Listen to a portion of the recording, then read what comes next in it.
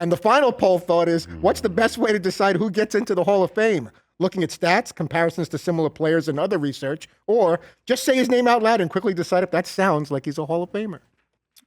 That's always been the litmus test for me when you say Luke Kuechly, Hall of Famer. Now, there's a difference, we know, if you say their name and then you might go, how many Pro Bowls did he win Defensive Player of the Year? Like, you might do a little research in your head, but that's if you're a Hall of Famer. You know, sometimes that'll be a first ballot Hall of Famer where you just say their name, you go, oh, yeah. But then you might go, maybe he is a first ballot Hall of Famer, but he is a Hall of Famer.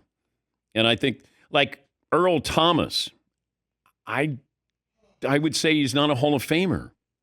I think he needed a couple more years. Aqib Talib, a really good player. And thankfully, I don't vote on this. Adam Vinatieri is up. He's going to be a first ballot Hall of Famer. Eli Manning, first ballot Hall of Famer? Probably, but he shouldn't be. Because if you go back, if David Tyree doesn't make the helmet catch, and Eli has one Super Bowl, one win, and one loss, then he's not going into the Hall of Fame. I mean, I think it's that close. Because they were, 9-7 and 10-7. During a season where they, I think, went 9-7, fans wanted Tom Coughlin fired, and they wanted Eli benched. And then they happened to get on a magical run, and they win the Super Bowl. It just felt like throughout his career, the fans wanted somebody else at quarterback. Like, it's hard to say that about a Hall of Famer and a first ballot Hall of Famer. The name does help, and he did beat the Patriots twice. But he was a 500 quarterback during the regular season. And I think that will be probably the tricky part with people, but I get the feeling that Eli's going to be a first ballot Hall of Famer. Is Marshawn Lynch a Hall of Famer? I would say no. I mean, interesting, good team, hard runner, but I mean, no. So I would say Luke Kuechly is probably a first ballot Hall of Famer. Is Terrell Suggs first ballot Hall of Famer? Kind of overshadowed by other players on that Ravens team, but great player. Great player. Yeah, Paulie. I've got all the resumes, so you throw out a name, I'll throw you some notes. Terrell Suggs, 7-time Pro Bowler, 1 All-Pro, 2-time Super Bowl champion. He won Defensive Player of the Year. He won Rookie of the Year defensively. But first ballot Hall of Famer? See, that's what I'm trying. I think he's a Hall of Famer. I think the playing field he's up against, someone's got to go in. It feels like there's a bunch of Hall of Very Goods. Well, they, I think, have to take, 6? Oh, yeah? Is there a minimum there for a Hall of Fame? I think. But Aqib Talib? Hall of Famer? 5-time Pro Bowler, 1-time All-Pro, 1-time Super Bowl champion. Yeah. 4 teams. Well, he's not first ballot. Luke Kuechly feels like a first ballot Hall of Famer. For Luke Kuechly, here's the resume. 7 Pro Bowls. Yeah. 5-time All-Pro. Yeah, see, that's when you get everybody's attention. Right. If you look up All-Pro and you get to 5, you're not going to find many guys who aren't in the Hall of Fame. Yeah. Defensive Player of the Year, Defensive Rookie of the Year. He played only 8 seasons, but they were a great 8. Yeah, and then concussions, drove him out of the game as well. Vernon Davis, tight end? I don't think so, because you look at his numbers compared to the other players. He was a Pro Bowl player twice. He's not going in the Hall of Fame. How about one of my favorite players of all time, Darren Sproles? He's not going in the Hall of Fame, but I want him on my team. Hey. Yeah. Right? Like, I want Darren Sproles. I remember when he was at K-State, and I remember coming in on a Monday after watching him. I said, I think they were playing in the Big 12 title game. And I was like, that dude is awesome. But he's not going to go into the Hall of Fame. Joe Staley. Does he a tackle? Does he go in the Hall of Fame? 6 Pro Bowls. Played on good teams. Yeah, I'm glad that I don't vote, because it is I mean, you just stay in that room and you have people, speaking on somebody's behalf. And then all of a sudden, they enlighten you on, hey, I covered this guy. Or this guy played in a different era and most of you weren't watching the NFL then. Like, that's what's fun about it, where you get to learn maybe just how great somebody was compared to their counterparts there. Antoine Bethea, I don't know enough about him. 3 Pro Bowls. Yeah, that's not going to get you in.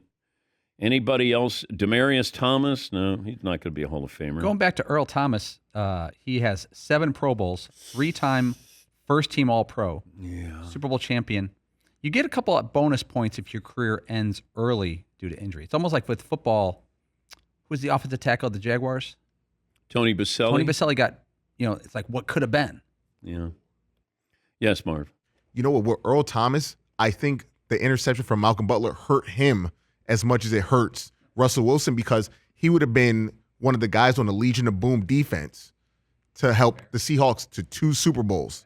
So it would have been one of those type of, who's the safety? Earl Thomas. They won a couple of Super Bowls for the Seahawks, and he would have been in. But it feels like, I don't know, is it fair to compare him to other free safeties? And if you compare him to Ed Reed. Don't do that. Right. Don't do that. I mean, Ed Reed was unbelievable. Not only, a great player, but if he had an interception, chances are he was going to try to take it back for a touchdown. Yes, Mark. He was so good. Bill Belichick gets excited talking about Ed Reed. He talks about Ed Reed the way he talks about Lawrence Taylor. Yeah. Yeah. Golly, you look at these Super Bowls and what they mean for certain players. If you don't have that incredible helmet catch, Eli's not in the Hall of Fame. If Phillip Rivers had a Super Bowl, if Romo had a Super Bowl, if Phil Simms got a second Super Bowl, Russell Wilson has better stats, regular season, overwhelmingly better than Eli, but he lost a Super Bowl. He did win one, but he lost one. And he might be playing his way out of being a Hall of Famer. It's just crystallized in my mind. I'm standing underneath the goalpost, and I'm thinking, Seattle is going to win the Super Bowl. And I'm staring at Marshawn Lynch because I know he's getting the ball. He's going to run right at me, and I'm going to be up on the podium, and he'll be up there getting a Super Bowl trophy. And all of a sudden it was, oh, no. And then I went, oh, bleep.